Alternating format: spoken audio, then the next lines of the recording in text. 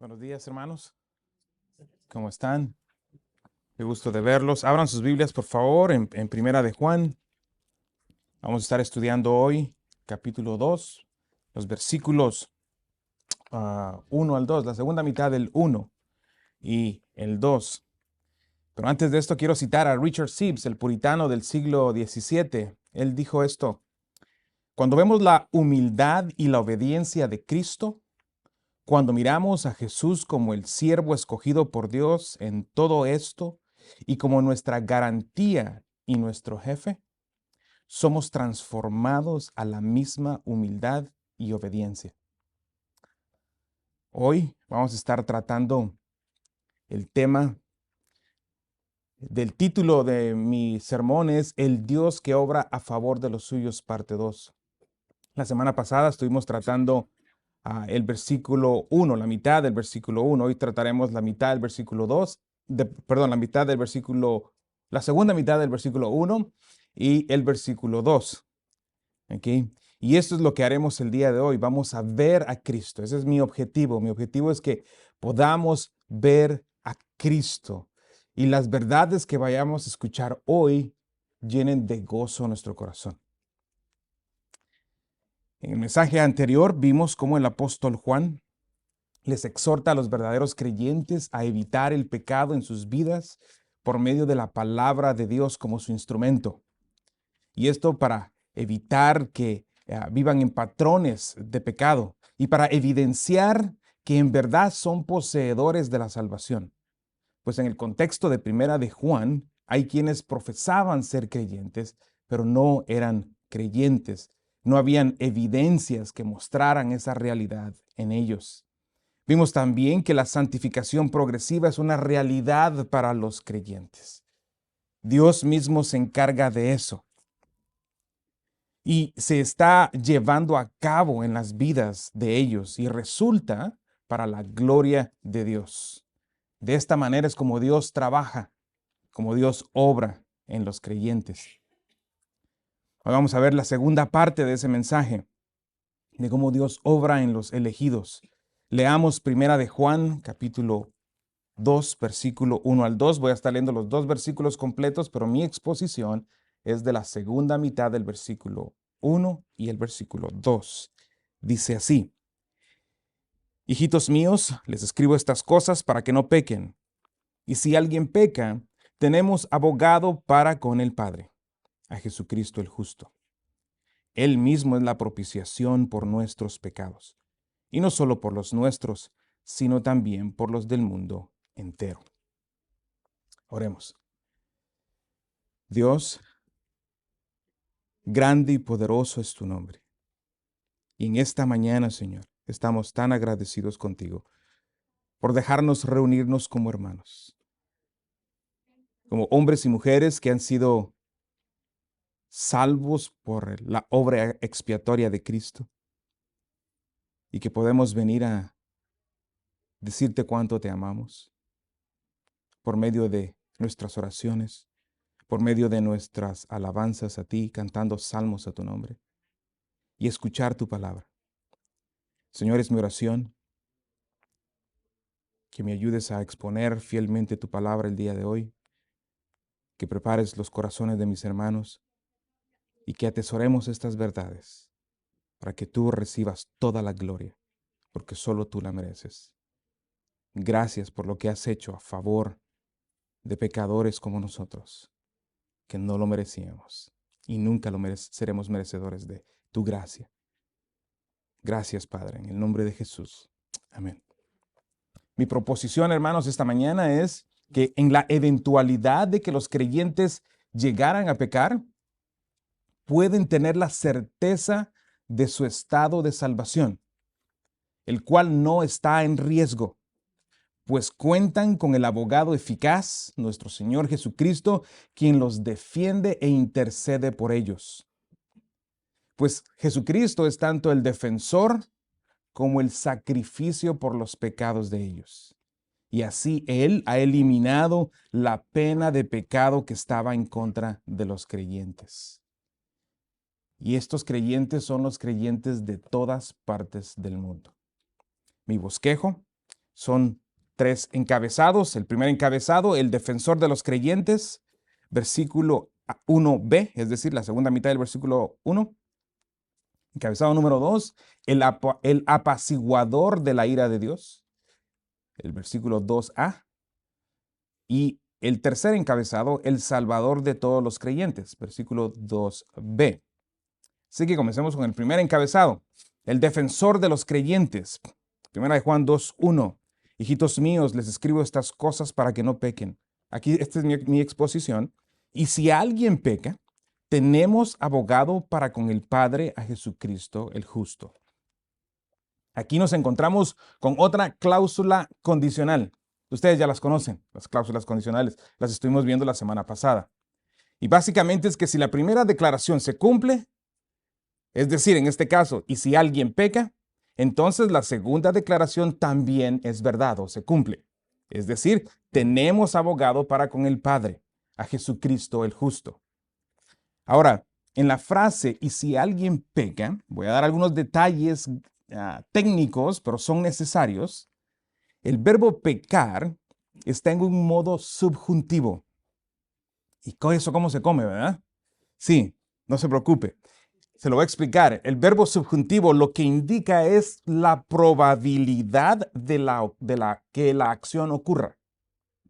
La probabilidad de que la acción ocurra. No está diciendo que la acción ocurrió ni que va a ocurrir, sino sugiere la probabilidad. Es probable que ocurra. Ese es el subjuntivo. Y eso es importante.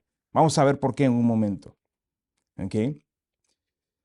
Este detalle gramatical es importante porque recordemos el contexto inmediato. En los versículos 5 y 10 del capítulo 1, Juan les hace pasar por un examen teológico para ver si su profesión de fe es legítima, la cual se demuestra por medio de vivir vidas alejadas del pecado. De no ser así, estos estarían en el campo de los falsos creyentes. ¿Okay? Si viven vidas de pecado, los que profesan ser creyentes, están en el campo de los falsos creyentes. En el capítulo 2, versículo 1, les exhorta a evitar el pecado por medio de la instrucción bíblica. Fue lo que vimos la semana pasada. Ahora, piense esto por un momento. Esto trajo tensión para los verdaderos creyentes. ¿Qué es lo correcto? Así debería de ser. El mensaje es claro de parte de Juan. Juan le está diciendo, no vivas una vida de pecado, pues si lo haces, no eres un creyente. Ese es el mensaje. Y ahora les está comunicando la probabilidad de que pequen. ¿Qué dilema? ¿No cree?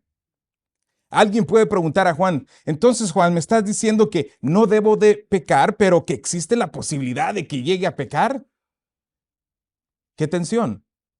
Hay tensión, hay angustia. Si peco, entonces estoy viviendo en el campo de los no creyentes, de los falsos creyentes. ¿No cree usted que eso trajo tensión? Yo creo que trajo tensión. Existe esa posibilidad de que el creyente peque. Entonces, ¿cómo puedo estar seguro de que soy un verdadero creyente? ¿Cómo puedo estar seguro de mi salvación? Gracias por preguntar. Primero déjeme decirle que algunos profesantes creyentes, evangélicos, mejor dicho, te dirían algo como, tienes que esforzarte para no perder tu salvación. Tienes que vivir al día, porque si no, puedes perder tu salvación. Estoy hablando de los arminianos. Ellos te dirían eso. Yo sé eso por experiencia. Pero déjame, te leo qué es lo que Dios te dice, qué es lo que Dios te responde. Acuérdate, ¿cuál es la razón por la cual Juan está escribiendo esta carta? Para que los hermanos, para que los verdaderos creyentes sepan que tienen vida eterna. Ese es el objetivo de esta carta. ¿Ok? Entonces, en el versículo 2:1 dice, tenemos abogado para con el Padre, a Jesucristo el justo. Esta declaración, hermanos, no necesita tanta explicación. Está sencilla, la podemos entender. Tenemos un abogado. Los cristianos tienen quien les defienda legalmente ante el juez divino en la corte celestial. Eso lo entendemos.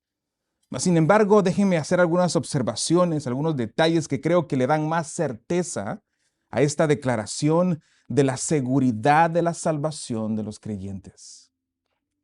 Número 1, certeza. Note ahí el verbo, véalo conmigo, tenemos. Este es uno de los 4 verbos que aparecen en este versículo. 2 de estos 4 verbos están en subjuntivo. Ya expliqué el subjuntivo, ¿verdad? Que es la probabilidad de que la acción ocurra. En este caso es pecar. Ese es el verbo que aparece 2 veces ahí. Y los otros 2, escribir y tener, esos otros 2 verbos están en modo indicativo. Ahora, el modo indicativo está apuntando a la certeza y la seguridad de la acción que está ocurriendo. La certeza y la seguridad de que esa acción que el autor está escribiendo está sucediendo y no indica un fin. ¿Ok? Entonces, si ya lo notaste, existe la probabilidad de que el creyente peque. Existe esa probabilidad. Pero lo que es completamente seguro es que tenemos un abogado. En otras palabras, tu pecado es una probabilidad, pero es una certeza tu abogado. Tienes un abogado. No es que tal vez tengas un abogado, no, es que tienes un abogado. Y creo que cuando pones una verdad bíblica encima de otra, va tomando peso. Y el argumento se va haciendo más convincente. Y eso es lo que está haciendo Juan. Juan habla de la probabilidad de pecar, pero no habla de la probabilidad de que tengas un abogado. No hay una probabilidad de que tengas, no, tienes. Ve ahí el texto, dice, tenemos un abogado. Esto es certero. Esto transmite seguridad de salvación a la audiencia de Juan, a los verdaderos creyentes. Si regresas conmigo al versículo 1 del capítulo 2, dice, hijitos míos, y yo he estado argumentando que a quien Juan tiene en mente aquí es a los creyentes. Hay 2 grupos de personas en la mente de Juan, los falsos creyentes y los verdaderos creyentes. Aquí está hablando de verdaderos creyentes. Esta certeza es solo y exclusivamente para los verdaderos creyentes, aquellos que luchan contra su tentación. Aquellos que luchan con su pecado, aquellos que en los versículos 5 al 10 vimos cómo viven una vida en constante confesión de pecado. Para ellos es esta certeza. Y la Biblia es clara en esto, hermanos. A través de toda la Biblia vemos que la certeza, la seguridad es para el verdadero creyente. Aquel que profesa ser creyente, pero vive en estos patrones. Escúcheme. Dije patrones, no eventualidades de pecado, sino patrones, estilos de vida de pecado. Para ellos no es esta certeza. No es para ellos. Ellos deberían estar temblando. Esta certeza es para el creyente. Esto comunica seguridad. Y no solo él es su abogado defensor. Veamos esta palabra aquí, abogado. Abogado. Esta palabra abogado, paracletos, esta es una imagen que utiliza aquí Juan y da la idea de ayudador, de mediador. La raíz en griego es kaleo, que significa llamar, convocar. Es decir, Jesucristo es a quien el creyente llama pidiendo ayuda cuando peca. ¿Se acuerda? Vea el contexto. ¿Qué es lo que hacen los verdaderos creyentes? Viven una vida de confesión. Lo vimos, lo estudiamos. Está en los versículos 5 al 10 del capítulo 1. Kaleo, paracletos, en este caso se traduce como abogado. Juan lo utiliza 4 veces más, esta palabra. 4 veces más lo utiliza. En su evangelio lo utiliza en el 14:16, 14:26, 15:26, 16:7. Y en todas las instancias se refiere al Espíritu Santo en relación con los discípulos, a quienes el Espíritu Santo ayuda, les asiste en su santificación. Ahí se le llama como el consolador, se traduce como el consolador, no como el abogado, Es la misma palabra, pero no se traduce como abogado, sino como el consolador, porque es el que viene a ayudar a los discípulos, por implicación a nosotros, en su santificación. A diferencia aquí en Primera de Juan, se refiere a Jesucristo en relación con Dios. En otras palabras, Jesús está actuando a favor de los suyos como el abogado defensor. Es traducido muy bien abogado, porque está intercediendo por los creyentes para con el Padre. Como un abogado defendería a un culpable ante el juez. En este caso, el juez supremo, el Padre. ¿Ya notaste el lenguaje jurídico, legal de esto? Y la razón de esto, hermanos, es porque el pecado es una infracción a la ley divina. Es lo que dice Juan en esta misma carta. En el capítulo 3, versículo 4, él dice que todo el que practica el pecado practica también la infracción de la ley. Pues el pecado es infracción de la ley. Y Dios es el Padre, y Él es Padre y también es el juez justo. Salmo 7:11 dice, Dios es juez justo. Y un Dios que se indigna cada día en contra del pecado. Y por tanto no puede ignorarlo, hermanos. Él no puede por ningún motivo dejar al impío sin su castigo. Números 14:18 nos habla de esto. Y si hay un abogado defensor, hay un abogado acusador, hay un fiscal. La Biblia lo llama el acusador de los hermanos. Este es Satanás. Satanás sabe esto. Sabe que Dios no puede ignorar el pecado y tiene que juzgarlo y aprovecha la circunstancia para acusar a los creyentes. Toma ventaja de esto y funciona a Satanás como un fiscal en una corte acusando a los culpables, es decir, a nosotros, los cristianos, los pecadores. Vaya conmigo a Zacarías 3. Estaba buscando una ilustración y qué mejor ilustración que la misma palabra de Dios. Qué mejor ilustración.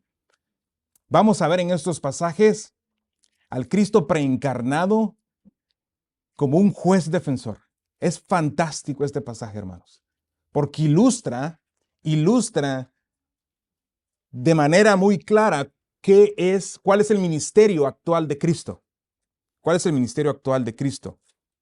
Zacarías capítulo 3, vamos a leer del 1 al 5. Aquí déjeme dar un poco de contexto. El profeta tuvo una visión en la cual vio cómo sería purificado el sacerdocio de Israel, el cual había pecado en contra de Jehová, al igual que todo el pueblo. Y en medio de este proceso, en medio de esta visión, y pareciera que hay un juicio aquí, hay una corte legal, y en medio de este proceso aparece Satanás para acusar a los escogidos de Dios. El texto dice así, Zacarías 3, del 1 al 5. Préstele atención a la narrativa, préstele atención al argumento. Dice, entonces me mostró al sumo sacerdote Josué, que estaba delante del Señor, y Satanás estaba a su derecha, y Satanás estaba a su derecha para acusarlo. Y el ángel del Señor dijo a Satanás, sabemos nosotros que el ángel del Señor es Cristo preencarnado. ¿Ok? Versículo 2, y el ángel del Señor dijo a Satanás, el Señor te reprenda, Satanás. Repréndate el Señor que ha escogido a Jerusalén. ¿No es este un tizón arrebatado del fuego? Josué estaba vestido de ropas sucias y en pie delante del ángel. Y éste habló y dijo a los que estaban delante de él, quítenle las ropas sucias. Y a él le dijo, mira, he quitado de ti tu iniquidad y te vestiré de gala. Después dijo que le pongan un turbante limpio en la cabeza, y le pusieron un turbante limpio en la cabeza y le vistieron con ropas de gala, y el ángel del Señor estaba allí. Aquí vemos en acción a Satanás acusando a los escogidos de Dios y a Jesucristo preencarnado defendiéndole, como en una corte suprema. El Jesús preencarnado reprende, al acusador. Se le trae al acusado y se presentan las evidencias de su delito, es decir, sus ropas sucias. Esa es una imagen de pecado. Y en los versículos 4 y 5 se emite el veredicto divino, es justificado, es hecho no culpable, es santificado. Cristo ganó el caso. Defendió eficazmente a los escogidos del Padre. Esto ciertamente no fue la última vez, hermanos, que Satanás lo hizo o actuó de esta manera. Tenemos evidencia de esto. No tiene que ir ahí, pero en Apocalipsis 12:10 dice, entonces oí una gran voz en el cielo que decía, ahora ha venido la salvación y el poder y el reino de nuestro Dios y la autoridad de su Cristo, porque el acusador de nuestros hermanos, el que los acusa delante de Dios día y noche, ha sido arrojado. Este Satanás siendo arrojado al lago de fuego y junto con todos los que negaron a Cristo serán arrojados al lago de fuego. Y sabemos por el texto que nos está diciendo que el acusador lo hacía todos los días, acusando a los creyentes. Tenga la certeza que este acusador ha sido vencido, ha sido derrotado. Nuestro defensor, Jesucristo, intercede por nosotros. Y esto es importante para el argumento de Juan. ¿Qué es lo que Juan quiere comunicar? Quiere comunicar certeza. Quiere comunicar que los verdaderos creyentes son poseedores de la salvación. Hermanos, ciertamente, en lo particular, cuando predico acerca del pecado, creo que predico con la fuerza que encuentro en las Escrituras. Pues de la misma manera quiero predicarle acerca de la certeza de la salvación de los creyentes, porque de la misma fuerza encuentro en el texto. Así como ciertamente cada pecador no arrepentido irá al infierno, así como cada profesante creyente o que profesa ser creyente, pero vive en pecado, irá al infierno, porque es un falso, de la misma manera y con la misma fuerza, tenemos los verdaderos creyentes un abogado que nos defiende. Es una realidad. Esto no es un mito. Usted puede tener la certeza de su seguridad. Puede tener la certeza de su seguridad. Esto calma nuestros corazones inquietos. Si hago una pregunta, seguramente todos me dirían que sí. ¿Alguna vez ha dudado de su salvación? Creo que todos responderíamos que sí. Por nuestras circunstancias, ¿correcto? Yo no le estoy pidiendo que confíe en sus circunstancias. Yo le estoy pidiendo que confíe en la palabra que le estoy exponiendo. La palabra de Dios. Esto es lo que debe de dictar a su conciencia esta verdad. Tenemos un abogado. Vemos esto por todos lados. Hebreos 4:14 al 16. Dice, teniendo pues un gran sumo sacerdote que trascendió los cielos, Jesús, el Hijo de Dios, retengamos nuestra fe. Porque no tenemos un sumo sacerdote que no pueda compadecerse de nuestras flaquezas, sino que uno que ha sido tentado en todo como nosotros, pero sin pecado. Por tanto, acerquémonos, escuche el lenguaje, escuche ese lenguaje. Acerquémonos con confianza al trono de la gracia para que recibamos misericordia y hallemos gracia para la ayuda oportuna. Eso es para el creyente. Eso es para ti, hermano. Para ti, hermana. Puedes acercarte con confianza. Un impío, un pecador no arrepentido, un falso creyente, no puede hacer esto. Esto es para ti, para el verdadero creyente. Hebreos 7:25 dice, por lo cual Él también es poderoso para salvar por un momento. No, para siempre. Para siempre a los que por medio de Él se acercan a Dios, puesto que vive perpetuamente para interceder por ellos. Eso lleva certeza. Eso lleva peso. Esta es la verdad que debes de instruir a tu corazón inquieto.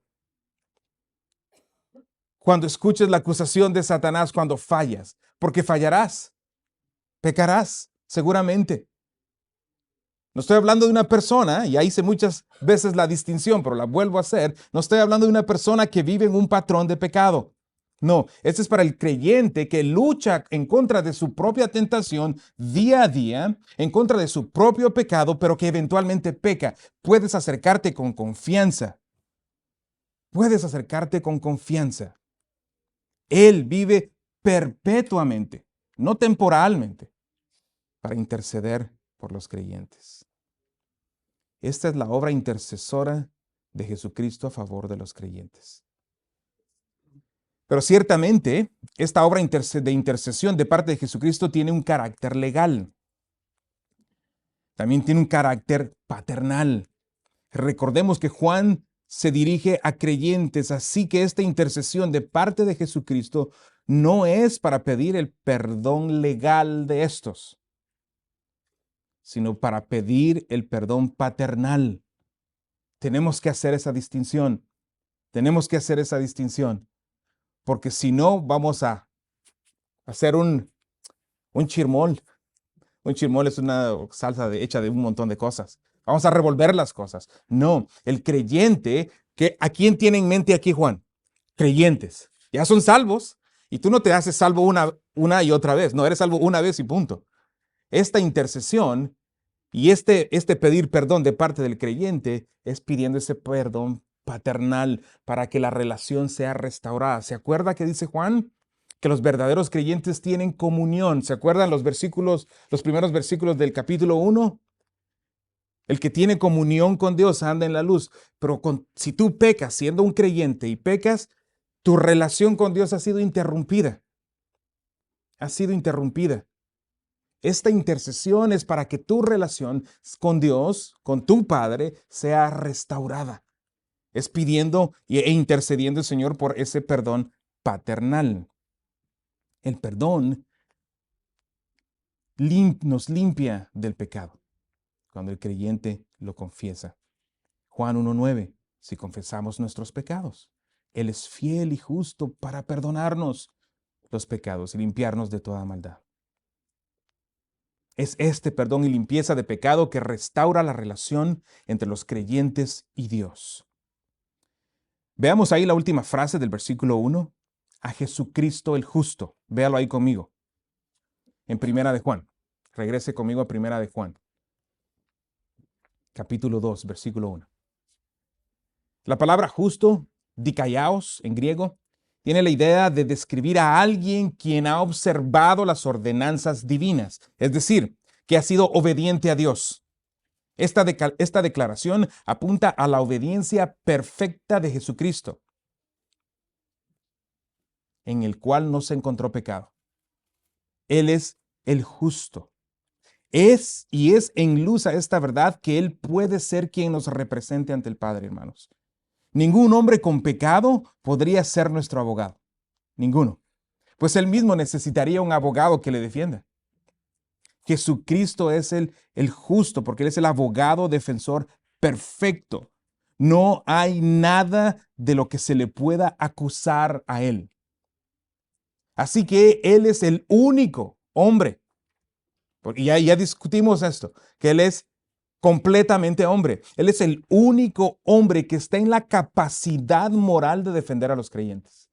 El único, no hay otro. Esto te da seguridad. Debería darte seguridad porque no es que a tu defensor se le va a encontrar culpable. No, Él es justo. ¿Cuál sería la aplicación aquí? La aplicación sería descansar. Para el creyente, en su lucha diaria contra la tentación y el pecado, puedes descansar y tener la certeza de que cuentas con el abogado defensor que nunca ha perdido un caso y que nunca lo hará, el cual intercede a favor de los que el Padre le dio, a favor de los creyentes. Vamos rápidamente al segundo encabezado, el apaciguador de la ira de Dios.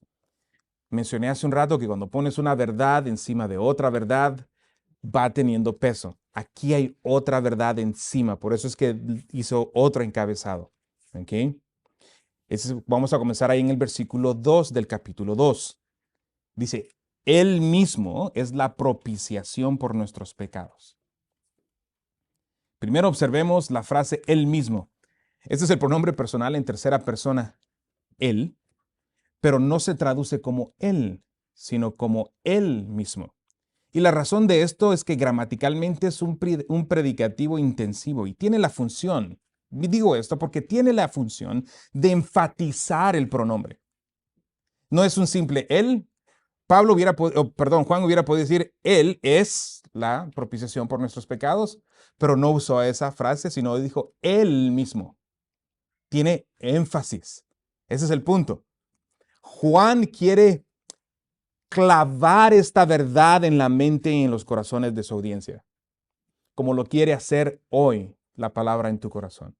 Él mismo, Jesucristo mismo. Nadie más lo hizo. No fue que otro hombre lo hizo, no, Cristo mismo lo hizo. Cristo es tanto el abogado como el sacrificio sustitutivo por los pecados de los creyentes. Es por decir así, tiene dos funciones, por así decirlo. Tiene dos sombreros, se dice, ¿no? Es tanto el abogado, nos acaba de decir eso, ese fue mi primer encabezado, y ahora aquí está hablando de la expiación, el sustituto de los creyentes. Note también que dice es. Estos son los detalles, hermanos, que van trayéndole peso a la Biblia. Este es un verbo presente activo, es decir, que Él mismo es, no fue. Él no dice fue. Y ahora acuérdense, cuando está escribiendo Juan esto, aproximadamente en el año 90 después de Cristo. ¿Cuándo murió Cristo? Ya pasaron varias décadas que Cristo murió y resucitó, ¿verdad? Pero Él no escribe, Él fue nuestra propiciación. Él dice, Él es, tiempo presente. Hermanos, esto es hermoso. Más seguridad. Él mismo es nuestra propiciación. No fue. Esto comunica que la obra expiatoria de Cristo está vigente y activa el día de hoy. Note cómo Juan está construyendo esta confianza y seguridad de la salvación en los creyentes verdaderos. Y lo hace única y exclusivamente en la obra de Cristo, no en lo que el creyente pueda hacer. Ya notó eso. Toda esta seguridad de la salvación es única y exclusivamente en quien Cristo es y lo que Él ha hecho. No en lo que los creyentes pueden hacer. Porque ya sabemos qué es lo que pueden hacer. ¿Qué es eso? Pecar, es lo que podemos hacer. Veamos ahora en el texto la palabra propiciación. Griego hilasmos. Esto significa apartar la ira y ganar la voluntad de la persona ofendida a través de una ofrenda, a través de un sacrificio. Eso es propiciación.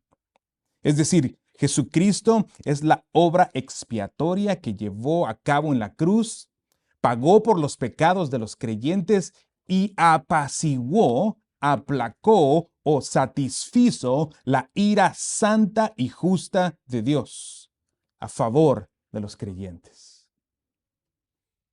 Esto es hermoso, hermanos. No hay una sola gota de la ira de Dios en contra tuya. Una sola gota de ira no la verás. Está apaciguada completamente. Esa es la eficacia de la obra de Cristo en la cruz del Calvario. Fue eficaz la obra de Jesús. No te salvó potencialmente o potencialmente te libró de la ira de Dios. Eso sería terrible. No, la obra de Cristo en la cruz del Calvario fue eficaz y apaciguó por completo, en su totalidad. En su totalidad. No hay ira para ti. Esta idea tiene sus bases en el Antiguo Testamento. Levítico 16:6, por ejemplo. Déjeme leerlo. Dice, entonces Aarón ofrecerá el novillo como ofrenda por el pecado, que es por sí mismo para hacer expiación por sí mismo y por su casa. Aquí expiación, kafar en hebreo, significa cubrir. Es decir, la muerte de un animal sustituto en lugar de la muerte del pecador, en este caso de Aarón y su casa. Esta era la manera de expiar sus pecados o cubrir sus pecados. Ahora, sabemos que ciertamente el sistema sacrificial del Antiguo Testamento no tenía la capacidad de remover los pecados. Sabemos esto por el Nuevo Testamento. Porque tenían que hacer múltiples sacrificios y de manera perpetua. En Hebreos 10:4 nos comunica esta verdad. Dice, porque es imposible que la sangre de toros y machos cabríos quite los pecados. Es imposible. Hebreos 10:11 dice, ciertamente todo sacerdote está de pie día tras día, ministrando y ofreciendo muchas veces los mismos sacrificios que nunca pueden quitar los pecados. Así que los creyentes del Antiguo Testamento no eran salvos por este sistema, sino más bien funcionaba este sistema como un método de santificación.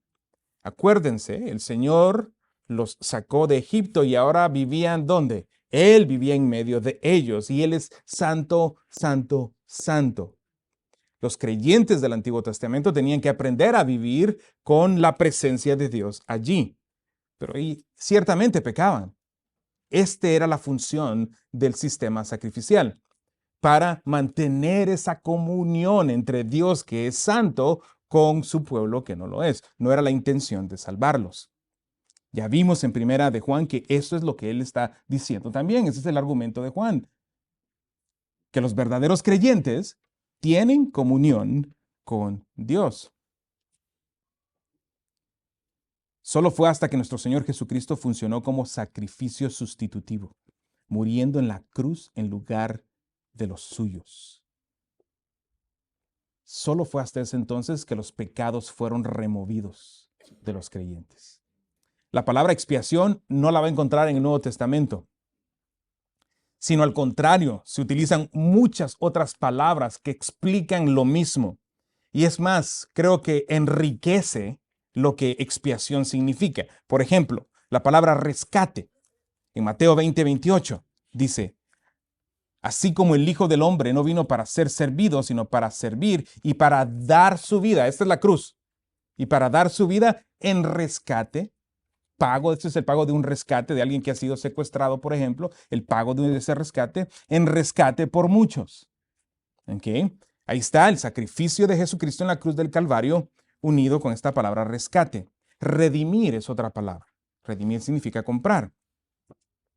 Apocalipsis 5:9 dice, y cantaban un cántico nuevo diciendo, digno eres de tomar el libro y de abrir sus sellos, porque tú fuiste inmolado. ¿Dónde sucedió esto? En la cruz. Y con tu sangre compraste para Dios a gente de toda tribu, lengua, pueblo y nación. Otra palabra, reconciliar. 2 Corintios 5:18 al 19. Y todo esto procede de Dios, quien nos reconcilió con Él mismo por medio de Cristo, la cruz, y nos dio el ministerio de la reconciliación, es decir, que Dios estaba en Cristo reconciliando al mundo con Él mismo, no tomando en cuenta los pecados de los hombres. Y nos ha encomendado a nosotros la palabra de la reconciliación. Y la otra palabra es propiciar, apaciguar. Esta es la que estamos viendo aquí en el versículo 2.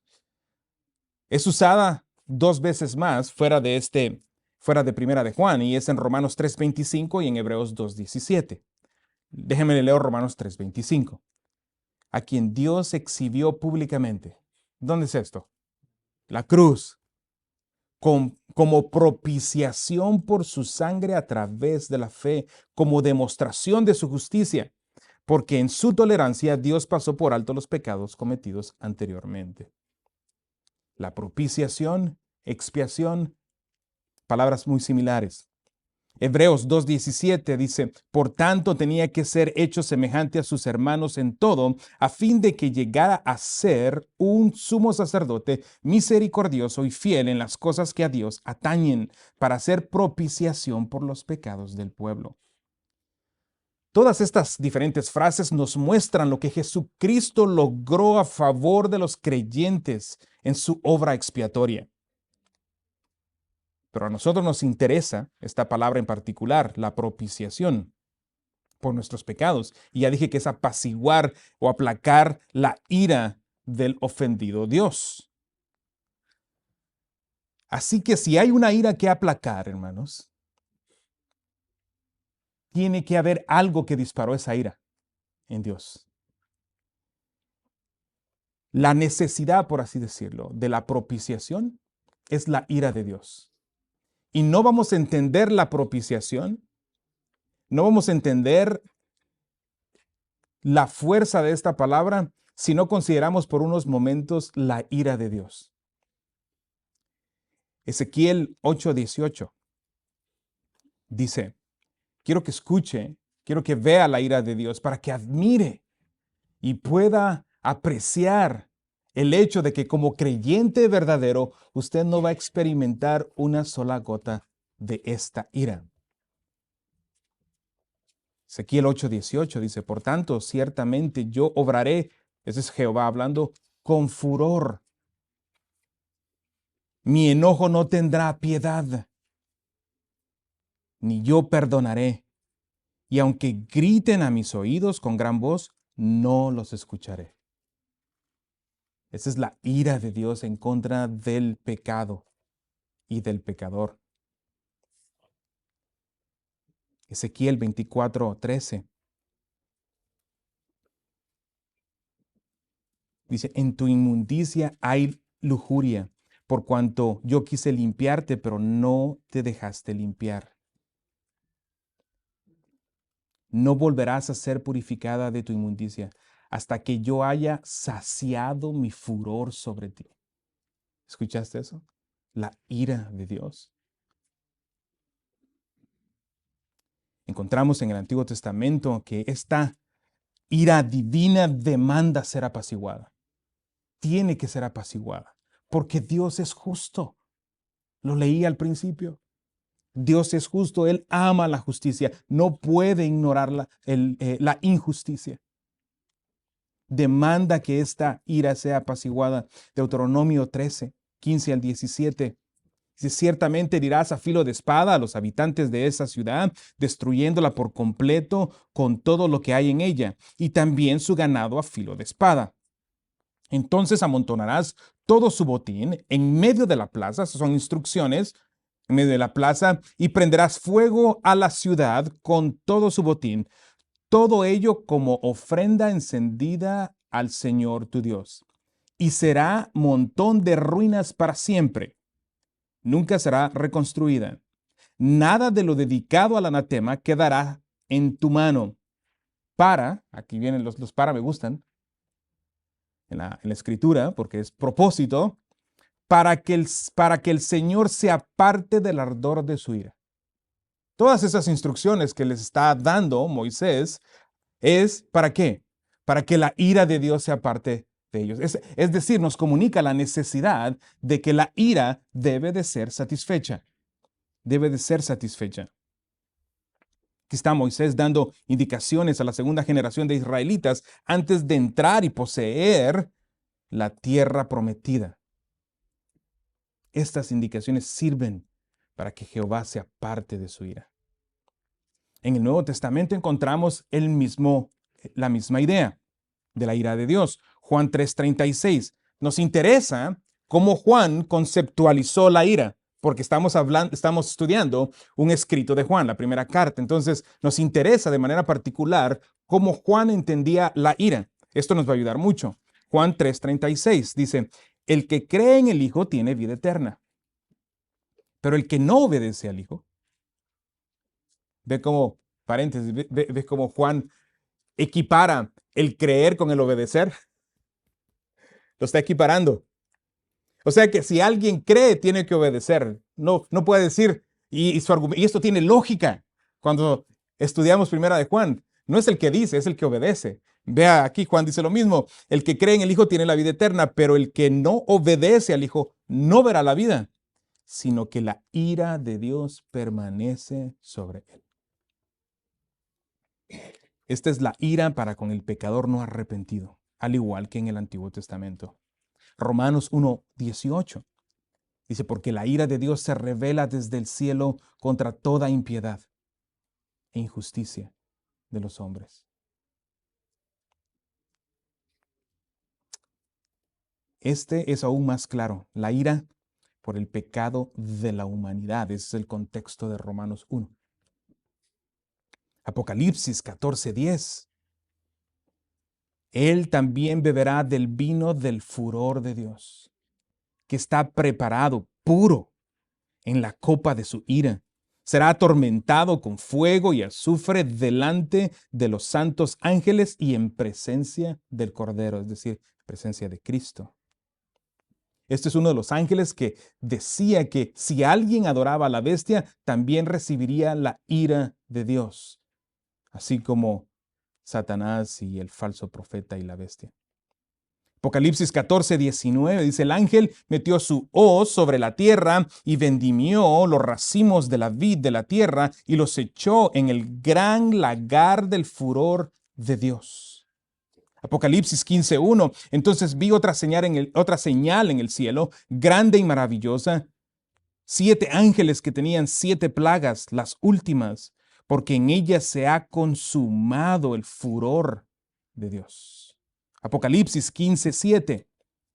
Entonces uno de los 4 seres vivientes dio los 7 ángeles 7 copas de oro llenas del furor de Dios, quien vive por los siglos de los siglos.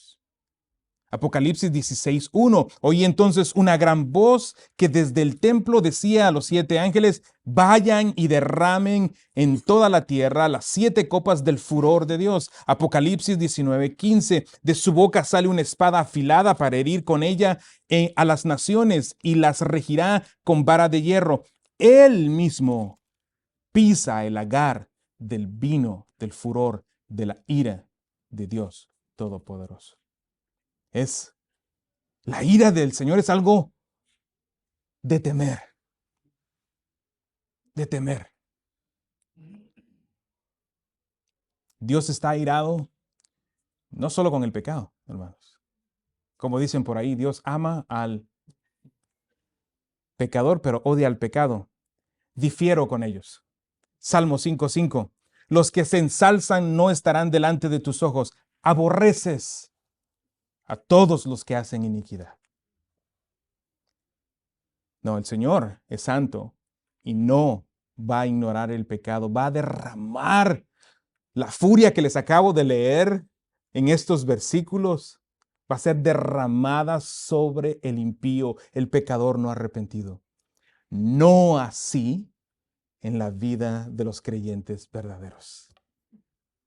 Qué hermoso es esto. Esto es hermoso, hermanos. Por la obra expiatoria de Cristo, donde Cristo apaciguó esta ira a favor tuyo. Este mensaje es de confort, es de ánimo. No para que te relajes en tu vida como cristiano, sino para que no estés jalándote los cabellos pensando si eres salvo o no eres salvo. El verdadero creyente, si estás peleando con tu propia tentación, si estás peleando y eso significa arrepintiéndote y rechazando tu pecado y pecas eventualmente, tranquilo, tranquilo. Tu seguridad es, tu salvación es segura. Cristo apaciguó toda esta ira que te acabo de leer. No es para ti, tienes que saberla, tienes que temerla, claro que sí, pero no es para ti, es para el pecador no arrepentido. Es para el que está en medio de nosotros jugando a ser creyente y no lo es. Ellos deben de temblar, porque esto es una realidad para ellos. Es a ellos a quien les imploro que el día de hoy se arrepientan, porque esta ira es una realidad para ellos. Permanece, está sobre ellos. Es solo cuestión de que Dios Todopoderoso de la orden para que tu corazón deje de palpitar. Entonces recibirás toda esa ira por la eternidad. Serás aplastado. Déjate lo repito, serás aplastado por los pies del Cordero por toda la eternidad, recibiendo su ira. Eso es lo que dice el texto. Pero qué hermosa noticia. Saber que si te arrepientes hoy, si rechazas tu pecado hoy, si humillas tu corazón hoy y te sometes a Cristo, no verás una sola gota de esa ira. Estas son las buenas noticias, hermano. Este es el Evangelio. Juan está animando a los verdaderos creyentes en nuestro contexto a que en medio de todo este caos, en medio de todo este caos que los falsos maestros han creado, tengan confianza en la obra expiatoria de Cristo. ¿Qué tan importante se vuelve ahora que Juan ha defendido y seguirá defendiendo, como vamos a ver en los siguientes mensajes, que Jesucristo vino en carne? Porque si Cristo no vino en carne, nada de esto que acabo de decir de la expiación es cierto. ¿Sí ve cómo es de importante? ¿Y qué decían los falsos maestros en el contexto de Juan? Que era apariencia de tener un cuerpo, aparentaba. Los docetistas decían eso. No, es importante la sana doctrina. ¿Sí ve cómo es de importante la sana doctrina? Porque la sana doctrina trae seguridad, hermanos. Trae seguridad.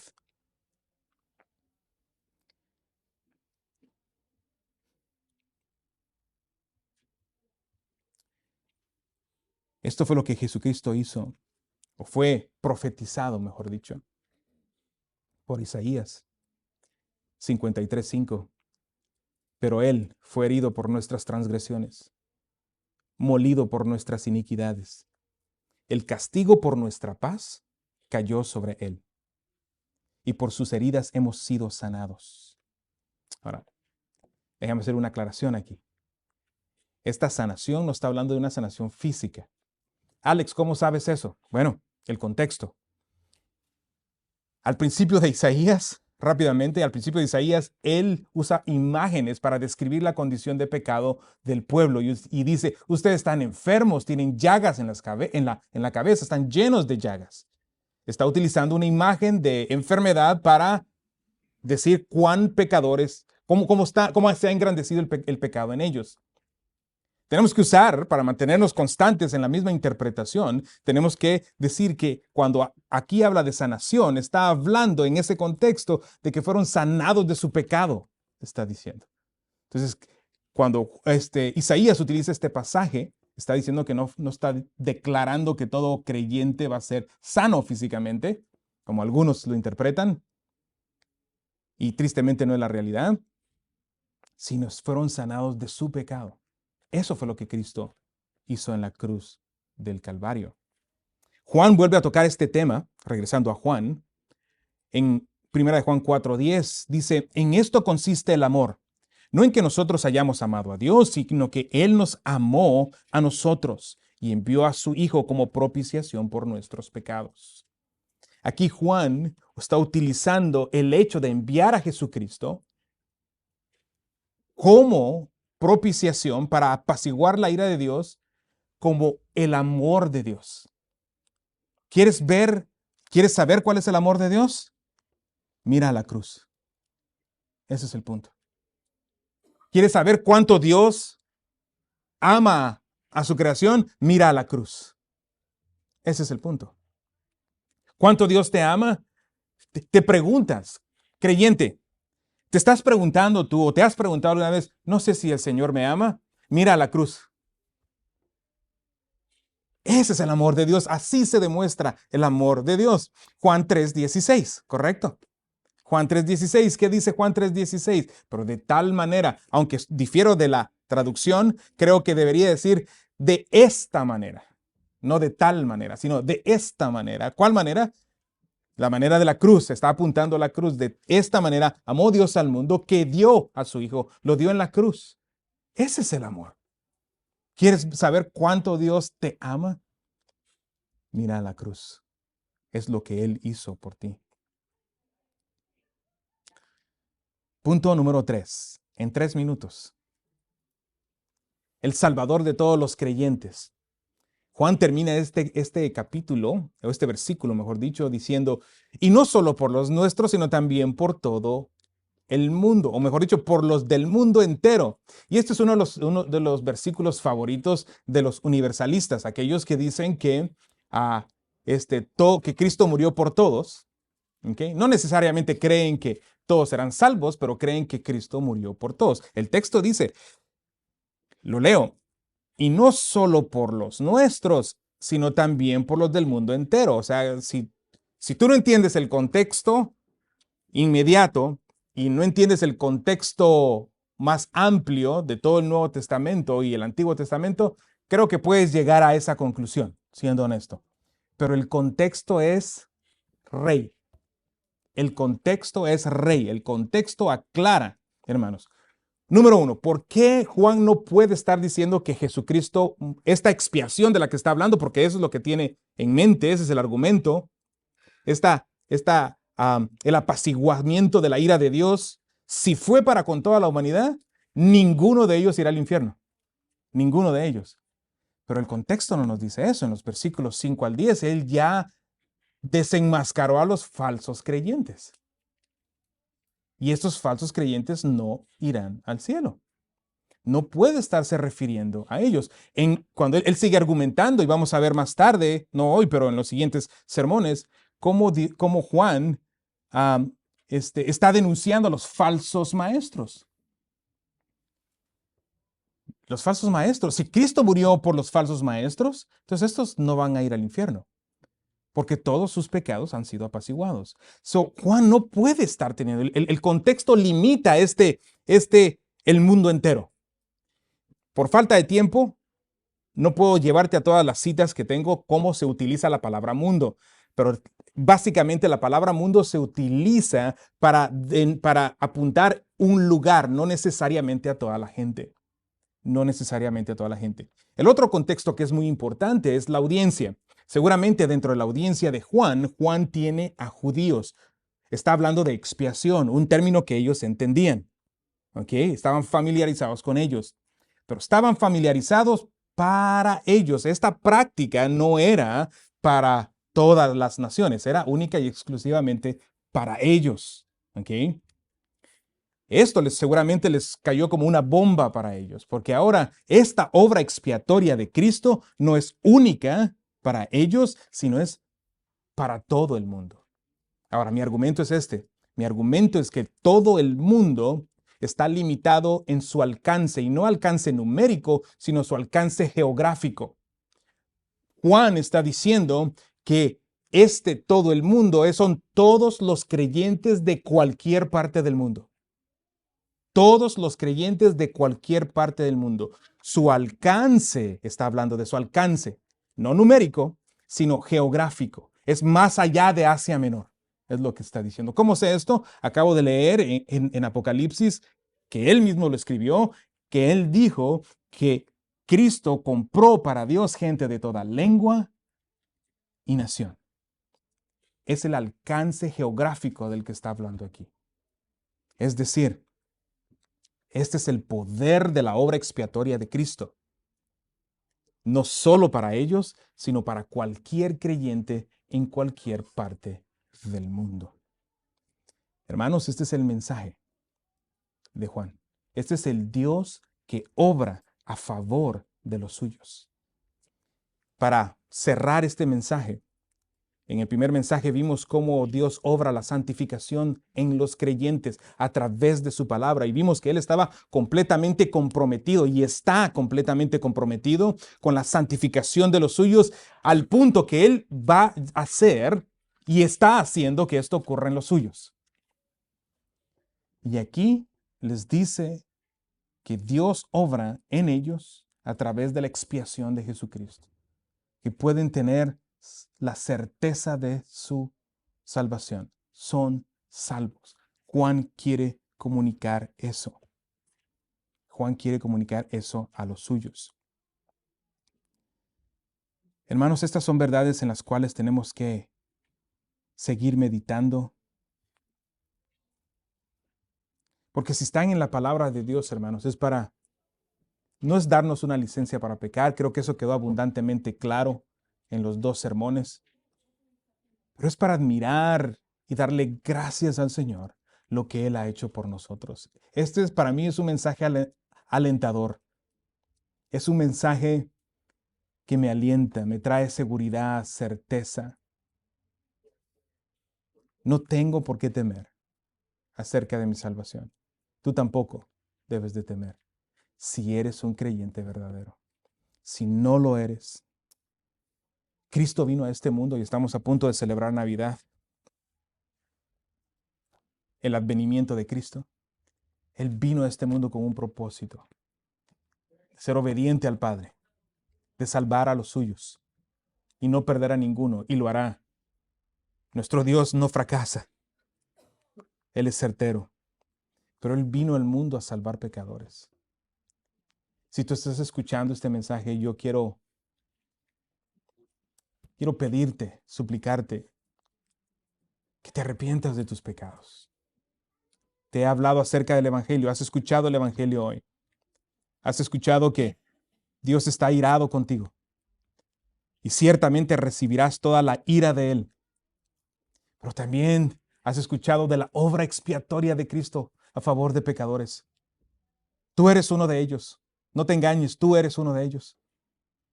Arrepiéntete hoy, humíllate ante Él y Él te salvará. Con la autoridad bíblica te digo que si te arrepientes de tus pecados, serás salvo. Si confías en Cristo, serás salvo. Si crees en Cristo, serás salvo. Si no lo haces, recibirás toda la ira. Dios te aplastará por la eternidad con su ira en el infierno. Oremos. Oh Dios, grande y temible eres tú. Gracias te damos, oh Dios, por lo que has hecho a favor de nosotros, pecadores. Gracias, Señor.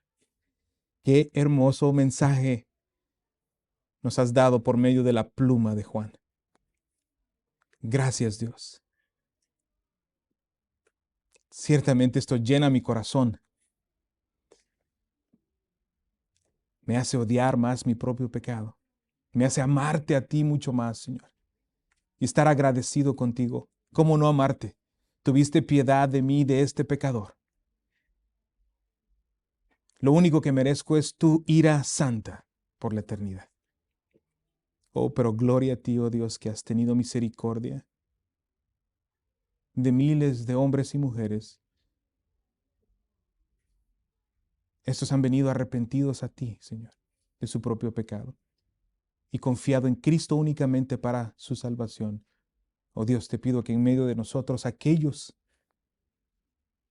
que no han doblado su rodilla ante ti,